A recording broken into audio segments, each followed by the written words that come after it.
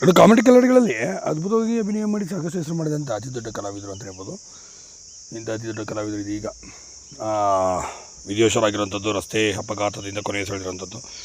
ಇನ್ನು ಕಾಮಿಡಿ ಕಿಲಾಡಿಗಳು ಸೀಸನ್ 1ರಲ್ಲಿ ಬಂದಂಥ ಇವರು ರನ್ನರಪ್ ಆಗಿ ಕೂಡ ಹೋದಂಥ ವ್ಯಕ್ತಿ ಅಂತ ಹೇಳ್ಬೋದು. ತುಂಬಾ ಅದ್ಭುತವಾಗಿ ಅಭಿನಯ ಮಾಡ್ತಿದ್ರು. ಕಪ್ಪಗೆ ದಪ್ಪಗಿದ್ರು ಸಹ ಅವರದ ದೇಹ ಶೈಲಿಯಿಂದಲೇ ಅದ್ಭುತವಾದಂಥ ಅಭಿನಯ ಮಾಡ್ತಿದ್ದಂಥ ಇವರು ಇದೀಗ ದುರಂತ ಅಂತ್ಯ ಕಂಡಿದ್ದಾರೆ. ಮುಂಜಾನೆ 3:30 ಸುಮಾರಿನಲ್ಲೇ ರಸ್ತೆ ಅಪಘಾತದಲ್ಲಿ ಕೊನೆ ಸೆಳೆದಿದ್ದಾರೆ. ಸೋಲೂರು ಬಳಿ, ಬೆಂಗಳೂರಿನ ಮುಂದಿನ ಬರ್ತಿದ್ದಂಥ ಸೋಲೂರು ಬಳಿ ಇವರು ಇದೀಗ ಕೊನೆ ಸೆಳೆದಿರುವಂಥದ್ದು.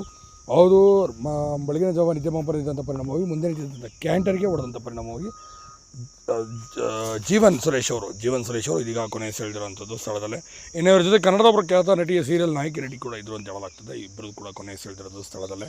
ಇನ್ನು ಸೋಲೂರಿನ ಸ್ಥಳೀಯ ಆಸ್ಪತ್ರೆಗೆ ಸಾಗಿಸುವ ಮಾರ್ಗ ಮಧ್ಯೆ ಜೀವನ್ ಸುರೇಶ್ ಅವರು ಕೊನೆ ಸೆಳೆದಿದ್ರು ಅಂತಲೂ ಸಹ ಹೇಳಲಾಗ್ತಿರೋಂಥದ್ದು. ಇನ್ನು ಜೀವನ್ ಸುರೇಶ್ ಅವರು ಕಾಮಿಡಿ ಕಿಲಾಡಿಗಳು ಮತ್ತು ಪಾಂಡುರಂಗ ವಿಠಲದಲ್ಲಿ ಭಿಕ್ಷುಕನ ಪಾತ್ರದಲ್ಲಿ ಕೂಡ ಅಭಿನಯ ಮಾಡಿ ಸುಮಾರು 500ಕ್ಕೂ ಅಧಿಕ ಎಪಿಸೋಡ್ಗಳಲ್ಲಿ ಕೂಡ ಕಾಣಿಸ್ಕೊಂಡಿದ್ದರು. ತುಂಬಾ ಅದ್ಭುತವಾದ ಅಭಿನಯ ಮಾಡ್ತಿದ್ದ ಜೀವನ್ ಸುರೇಶ್ ಅವರು ಅತಿ ಚಿಕ್ಕ ವಯಸ್ಸಿನಲ್ಲಿ ಇದೀಗ ದುರಂತ